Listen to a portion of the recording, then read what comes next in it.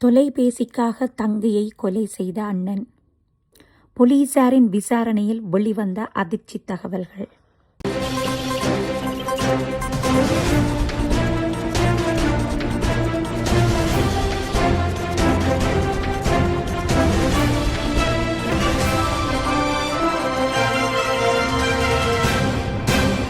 உலகளாவிய ரீதியில் இன்று சிறுவர்களை ஆக்கிரமித்த தொலைபேசி பாவனையால் உறவுகளுடனான விரிசலிலிருந்து உணர்திறன் விரிசல் வரை தொலைபேசி இடைவெளிகளை ஏற்படுத்திவிட்டது. இதனோர் அங்கம்தான் இன்று தொலைக்காட்சி பெட்டிக்கு ஓய்வு கொடுத்துவிட்டு தொலைபேசிக்கு முன்னுரிமை கொடுக்கும் நிலையில் இளம் சமுதாயம் தம்மை நிலைநிறுத்தி கொண்டு விட்டது. இதற்கு விதிவிலக்கில்லாத நிலையில் மட்டக்களப்பு ஏறாவூர் 5ஆம் குறிச்சி பகுதியில் 11 வயது சிறுமியொருவர் மர்மமான முறையில் உயிரிழந்த சம்பவம் பதிவானது. 11 வயது சிறுமி சுகதேகியானவர். என்ன நடந்திருக்கும்?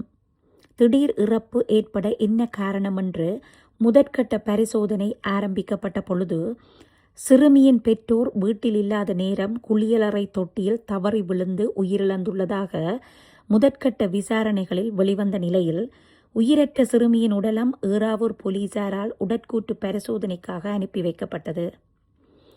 உடற்கூட்டு பரிசோதனை நிறைவு பெற்றதும் ஏறாவூர் போலீசுக்கு வைத்தியசாலை நிர்வாகம் வழங்கிய பரிசோதனை முடிவுகள் அதிர்ச்சியை தந்திருந்தன.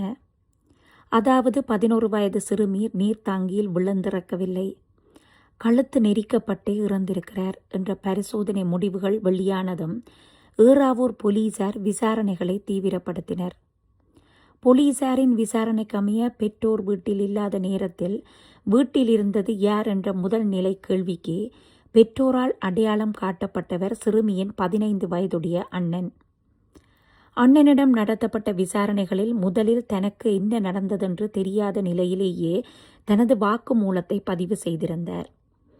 இதனை அடுத்து போஸ்ட்மார்ட்டம் ரிப்போர்ட்டை அடிப்படையாக வைத்து தொடரப்பட்ட விசாரணைகளில் முன்னுக்கு பின் முரணான பதில்கள் அண்ணனிடமிருந்து வெளிவரத் தொடங்கின. இந்நிலையில் போலீசாரின் தொடர் விசாரணைகளில் வெளிவந்த விடயங்கள்தான் பெற்றோரையே கதிகலங்க வைத்தது. சம்பவம் நடந்த பொழுது வீட்டில் அப்பா அம்மா இல்லை, ஒரு ஃபோன் தான் வீட்டில் இருந்தது. அதனை பார்த்து கொண்டிருக்கும் பொழுது தங்கச்சி தனக்கு ஃபோனை தரும்படி கேட்டு அடம் பிடித்தார். ஆனால் நான் ஆன்லைன் கேம் விளையாடி கொண்டிருந்தேன், முடிந்ததும் தருவதாக கூறினேன். அதற்கு தங்கச்சி உடன்படாமல் என்னிடமிருந்த ஃபோனை பறித்தெடுத்தார். இதனால் கோபமடைந்த நான் அவரிடமிருந்து ஃபோனை பறிப்பதற்காக அவரின் கழுத்தை இறுக்கி அழுத்தினேன். தங்கச்சியின் கையில் இருந்த ஃபோன் கீழே விழுந்து விட்டது. நான் ஃபோனை எடுத்து என் கேமை விளையாடத் தொடங்கினேன். அப்போ தங்கச்சி கண்களை மூடியபடி படுத்திருந்தார். நான் அவரை கண்டுகொள்ளவில்லை. நீண்ட நேரத்துக்கு பின் நான் விளையாடி முடித்ததும் ஃபோனை கொடுப்பதற்காக தங்கச்சியை தட்டி எழுப்பினேன். எழுந்திருக்கவில்லை. மூச்சு பேச்சு எதுவையும் காணவில்லை. பயந்து போய் அப்பா அம்மா என்னை அடிக்கப் போகிறார்கள் என்று தங்கச்சியை இழுத்து கொண்டு போய் குளியலறை தொட்டியில் உள்ள நீருக்குள் தலையை அமுக்கி விட்டபடி விட்டுவிட்டு வந்துவிட்டேன். அவ்வாறு நீரில் அமுக்கிவிட காரணமே அவர் நீரில் மூழ்கி இறந்து விட்டதாக தெரியப்படுத்தவே முயற்சித்தேன் என தெளிவாக தனது வாக்குமூலத்தை பதிவு செய்த நிலையில் ஏறாவூர் போலீசாரால் 15 வயது சிறுவன் கைது செய்யப்பட்டுள்ளார். இந்த சம்பவத்தை பார்க்கும் பொழுது சாதாரண தொலைபேசி பழக்கம் பிள்ளைகளை எந்தளவுக்கு வன்முறையாளராகவும் கொடூரமான குற்றங்களை மறைக்கும் அளவுக்கு தைரியமானவர்களாகவும் மாற்றியிருக்கிறது.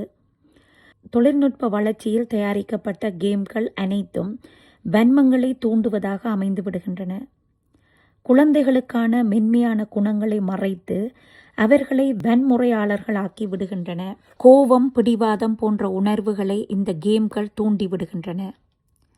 அந்த தூண்டல்கள் கட்டுப்பாட்டு உணர்வை வெளிக்கொணராமல் வன்மத்தையே வெளிக்காட்டுகின்றன. கைபேசி பழக்கத்துக்கு அடிமையாவதற்கு மூல காரணம் பெற்றவர்கள்தான். கஞ்சாவைப் போலவோ குடுவைப் போலவோ வெளியிலிருந்து கொண்டு வரப்படும் பொருள் அல்ல ஃபோன். பிள்ளைகள் ஃபோனை பயன்படுத்தும் பொழுது அதனை கண்காணிக்க வேண்டிய பொறுப்பு பெற்றவர்களுக்கே இருக்கிறது. பிள்ளைகள் ஃபோன் தானே பார்க்கிறார்கள் என்ற எண்ணத்தை முதலில் உங்கள் மனதில் இருந்து தூக்கி எறியுங்கள். பிள்ளைகள் ஃபோனில் என்ன பார்க்கிறார்கள்? அவர்களின் தேடல் என்ன? என்ன விளையாடுகிறார்கள்? யார் யாருடன் நட்பில் இருக்கிறார்கள் என்பதை கண்காணிக்க வேண்டிய பொறுப்பு பெற்றவர்களுக்கே இருக்கிறது. 11 வயது அண்ணன் தங்கைக்கு காவலாக இருப்பான் என நம்பி சென்ற பெற்றோருக்கு காத்திருந்த அதிர்ச்சியிலிருந்து அவர்கள் மீள முன்னமே ஒரு பிள்ளை கல்லறைக்கும் மற்றைய பிள்ளை சிறைக்கும் செல்ல வேண்டிய துர்ப்பாக்கிய நிலை ஏற்பட்டுவிட்டது. இந்த நிலை உருவாக முழு காரணமும் பெற்றோர்கள்தான். பாடசாலை நேரம் தவிர்ந்த மிகுதி நேரங்களை கண்காணிக்க வேண்டிய இடத்தில் போலீசாரோ இராணுவமோ இல்லை. பெற்றவர்களின் கட்டுப்பாட்டிலேயே பிள்ளைகள் இருக்கிறார்கள். அவர்களுக்கு தேவையானவற்றை செய்து கொடுக்கிறோம் என்ற பெயரில் வாங்கி கொடுக்கும் விலை உயர்ந்த போன்களும் விலை உயர்ந்த பைக்குகளுமே இன்று விபரீத நிலைக்கு பிள்ளைகளை கொண்டு செல்கிறது. சிறு தவறு செய்யும் பொழுதே பிள்ளைகளை கண்டிக்க தவறாதீர்கள். பிள்ளைகளின் பிடிவாத குணங்களுக்கு பெற்றோர்களை அடிபணியாதீர்கள். ஒரு கைபேசி பழக்கத்தால் ஒரு குடும்பமே சிதைந்து விட்டது. இவ்வாறான ஒரு துயரம் இனி எந்த வீட்டிலும் நடக்கக்கூடாது. இந்த வழக்கை பொறுத்தவரை ஆரம்பத்திலிருந்து 11 வயது சிறுமி சாதாரண குளியலறை தொட்டியில் கழுத்து மட்டும் தாழ்ந்த நிலையில் எவ்வாறு இறந்திருப்பார் என்ற குழப்பம் பலருக்கும் இருந்தது. ஆனால் 15 வயது சிறுவனுக்கு, அதுவும் தனது சொந்த தங்கையை கழுத்தை நெரித்து கொன்றுவிட்டு அந்த கொலையை மறைக்க உடனடியாக செய்த காரியம் இன்று பலரையும் பல கோணங்களில் சிந்திக்க வைத்துள்ளது. போதை பாவனை மட்டும்தான் சிறுவர்களை சீரழிக்கிறது என்று வாய்கிழிய பேசுபவர்கள் முதலில் தெரிந்து கொள்ள வேண்டும், கைபேசியும் ஒரு வகை போதைதான். கைபேசிகளால் நிகழும் விபத்துக்களுக்கு அளவே இல்லாமல் போய்விட்டது. அதற்கு நிகராக இன்று கொலைகள் அரங்கேற்றப்பட்டு கொண்டிருக்கின்றன. சொந்த அண்ணனால் கைபேசிக்காக தங்கை கொலை செய்யப்பட்ட சம்பவம் இதுவே முதலும் கடைசியுமாக இருக்கட்டும். 15 வயது சிறுவனின் எதிர்காலம் எவ்வாறு அமையப்போகிறது? தங்கை இறந்துவிட்டார். எதிர்பாராமல் தள்ளிய நிலையில் இறப்பு சம்பவித்துவிட்டது. இறந்துவிட்டார் என்று தெரிந்தும் கொலை பழியை மறைக்க நிகழ்த்திய முறைதான் வன்மத்தை தூண்டிய ஒரு நிலை. இரு பிள்ளைகளையும் இழந்து இன்று பெற்றோர்கள் நிற்கும் நிலையோ பரிதாபத்துக்குரியதாகிவிட்டது. 15 வயது சிறுவன் சீர்திருத்த பள்ளிக்கு அனுப்பப்படுவான். அங்கு அவனின் மனோநிலை எவ்வாறான பாதிப்புகளை உண்டு பண்ண போகிறதோ தெரியவில்லை. அவன் மனம் திறந்து வாழும் நிலைக்கு தள்ளப்படுவானோ இல்லையேல் உள ரீதியாக பாதிக்கப்பட போகிறானோ தெரியாது. இருந்தாலும் சட்டம் தன் கடமையை செய்யும்.